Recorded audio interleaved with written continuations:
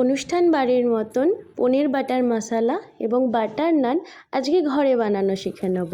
নমস্কার বন্ধুরা, এবং পুনরায় ওয়েলকাম জানাচ্ছি আমার কৌশানিস কিচেন চ্যানেলে।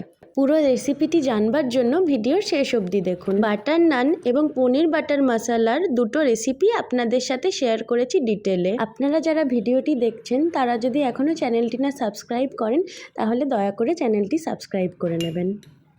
প্রথমে বড় চামচের পরিমাণে 1 চামচ ইস্ট নিয়ে তার সাথে অল্প পরিমাণ চিনি দিয়ে নর্মাল জলে অথবা ঈষদুষ্ণ গরম জলে গুলে 15 মিনিটের জন্য রেস্ট দিয়ে দেবেন।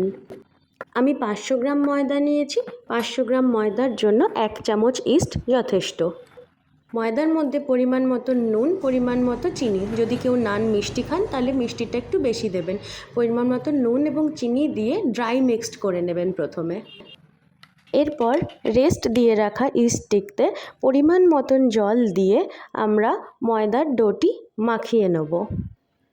ডোটি বেশি ভালো করে মাখার দরকার নেই, কারণ এটাতে যেহেতু ইস্ট আছে এটা একটু রেস্টে দিয়ে দিলেই খুব সুন্দরভাবে ফুলে উঠবে। একটু পরে দেখুন কত সুন্দর ফুলে উঠেছে। দেখুন একটা জাল জাল একটা স্ট্রাকচার চলে এসছে। এর থেকে বোঝা যাবে আমাদের নানটা কতটা নরম এবং সুস্বাদু খেতে হবে।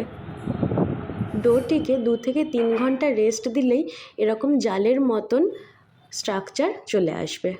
আর হ্যাঁ, বলে দিই, যখন ডোটিকে রেস্টিং পজিশনে রাখবেন একটু গরম জায়গায় রাখবেন যাতে একটু হিটটা পায়। আসলে ইস্টটা ফার্মেন্টেশন হয় একটু গরমে, সেই কারণে ওটা একটু বেটার রেজাল্ট পাওয়া যায়। এবার ডো থেকে লেচিগুলো কেটে নিয়ে নানটাকে আমরা বেলা শুরু করব। নানগুলো বেলবেন যখন খুব বেশি চিপে বেলবেন না। প্রয়োজনে হাতে করে টিপে টিপেও আপনারা কিন্তু বড় করে নিতে পারেন। আর যদি বেলনি পিঁড়িতে করেন তাহলে খুব অল্প চাপ দিয়ে নানগুলো বেলবেন। আর বেলা হয়ে গেলে তার উপর অল্প পরিমাণে কালো জিরে এবং ধনেপাতা দিয়ে গার্নিশ করে নেবেন। এতে খুব সুন্দর টেক্সচার যেমন আসে, খেতে তেমনই সুস্বাদু হয়। নানগুলো একটা একটা করে আমি বেলে রেডি করে নিলাম। এরপর তাওয়া গরম করে শুকনো খোলায় নানগুলোকে এপিট ওপিট আগে সেঁকে নেব। সেঁকে নেওয়ার পর আপনারা দেখতে পাবেন ধনেপাতা এবং কালো জিরের একটা সুন্দর গন্ধ বেরিয়েছে। তখন বুঝবেন যে আমাদের সেঁকা হয়ে গেছে। এরপর অল্প পরিমাণে বাটার নানের এপাশে এবং ওপাশে লাগিয়ে ভালো করে সেঁকে নিলে আমাদের বাটার নান তৈরি। দেখতেই পাচ্ছেন নানটা কত সুন্দর ফুলে উঠেছে সেঁকার পর। আপনারাও যদি এইভাবে ইস্ট দিয়ে নানটিকে বানান এরকমই, এবং এর থেকে আরও অনেক বেশি সুন্দর ফুলতে পারে। বেশি পরিমাণ বাটার দেওয়ার একদমই প্রয়োজন নেই। অল্প পরিমাণ বাটার দিলেই নানটি খুব সুন্দর একটা গন্ধ উঠতে থাকে। এরপর বাকি নানগুলো একইভাবে আমি সেঁকে নিয়ে বাটারে ভেজে নেব। আমরা বাটার নান বানানোটি ভালোভাবে শিখে নিলাম। এরপর আমরা দেখে নেব পনির বাটার মশলা কী করে তৈরি করা যাচ্ছে।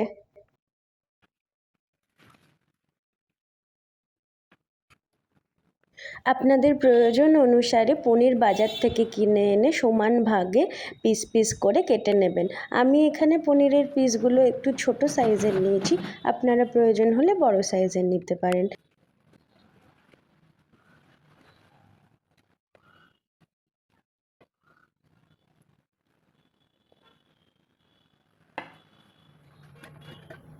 এরপর তাওয়াতে পরিমাণ মতন বাটার দিয়ে বাটারটাকে গলিয়ে নেব।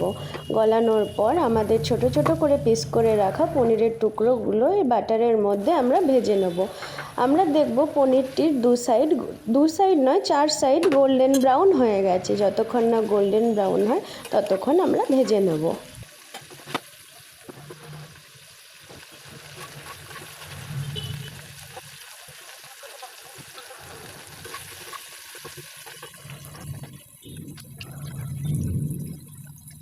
পনিরটি বাটারে ভাজবার সময় আপনাদের স্বাদ অনুসারে নুন এবং প্রয়োজন মতো হলুদ গুঁড়ো দিতে পারেন। হলুদ গুঁড়োটা অপশনাল, আপনাদের মন গেলে দিতে পারেন, না মন গেলে দিতে না পারেন। দেখুন কত সুন্দর গোল্ডেন ব্রাউন কালারটা হয়ে গেছে, তার মানে আমাদের পনিরটি ভাজা কমপ্লিট। এবার তাওয়া থেকে পনিরগুলো তুলে নেব।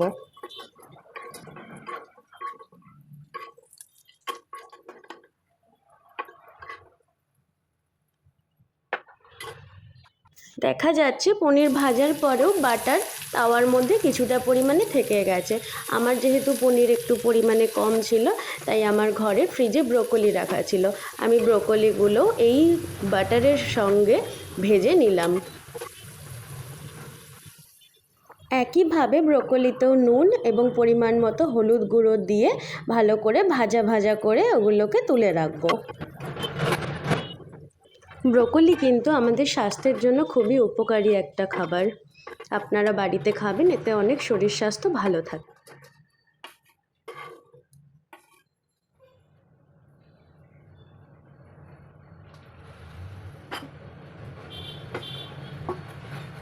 এরপর বানিয়ে নেব পনির বাটার মশলা।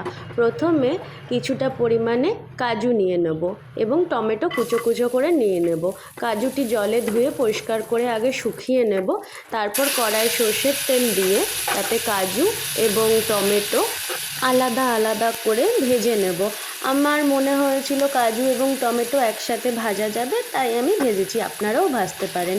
এবং এতে পরিমাণ মতন টমেটোতে আমি নুন দিয়ে দিয়েছি, যাতে টমেটোটি নরম হয়ে যায়। এরপর কাজুটি গোল্ডেন ব্রাউন কালার হয়ে গেলে ভাজা থেকে তুলে নিয়ে আমরা হাওয়ায় ঠান্ডা করে মিক্সিতে পেস্ট করে নেব।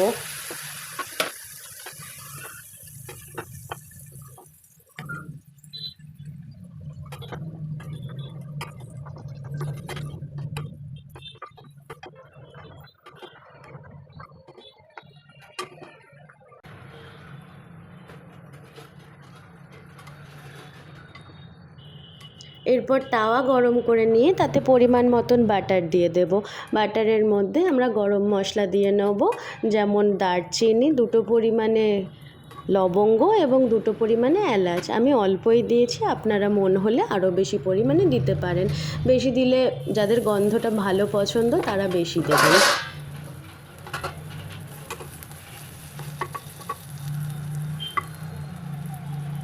এরপর দিয়ে নেব কুচো করে রাখা আদা এবং কোচানো লঙ্কা। আমরা বাটারের মধ্যে ভেজে নেব।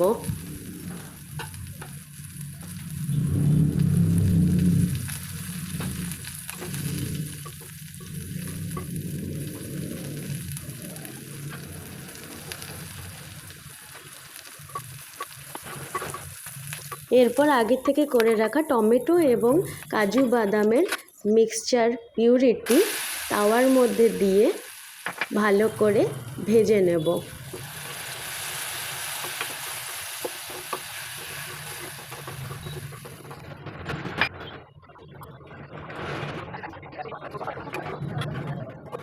এতে পরিমাণ মতো নুন, হলুদ গুঁড়ো এবং পরিমাণ মতো লঙ্কার গুঁড়ো, আপনারা কাশ্মীরি মির্চও ইউজ করতে পারেন লাল কালারের জন্য, অথবা এমনি লঙ্কার গুঁড়োও ইউজ করতে পারেন পরিমাণ মতো ঝাল স্বাদের জন্য।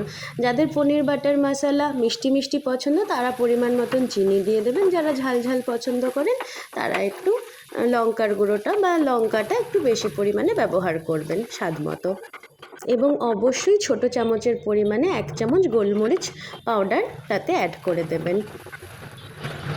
মশলাটি যখন ভাজা ভাজা হয়ে যাবে তখন দেখবেন একটা সুন্দর একটা বাটার বাদামের একটা সুন্দর একটা গন্ধ উঠে আসছে। তখন বুঝবেন যে আপনাদের মশলাটি রেডি হয়ে গেছে। তখন অল্প পরিমাণে জল দিয়ে গ্রেভি করে তার মধ্যে আগে থেকে ভেজে রাখা ব্রোকলিটি দিয়ে দেবেন।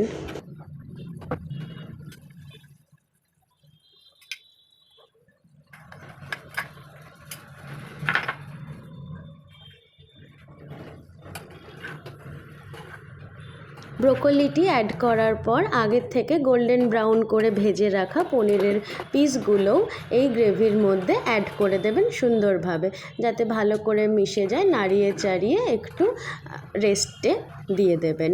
কিছুক্ষণ রেস্ট দেওয়ার পর এর মধ্যে অল্প পরিমাণে বাটার অ্যাড করে ঢাকনা চাপা দিয়ে আধ ঘন্টা রেখে দিলেই আমাদের পনির বাটার মশলা সার্ভ করার জন্য রেডি হয়ে যাবে।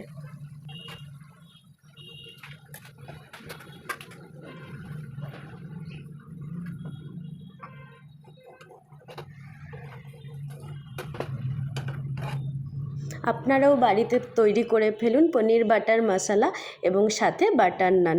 সুন্দরভাবে পরিবারকে সার্ভ করুন এবং আমাকে কমেন্ট সেকশানে জানান এই রেসিপিটি আপনাদের কেমন লাগলো।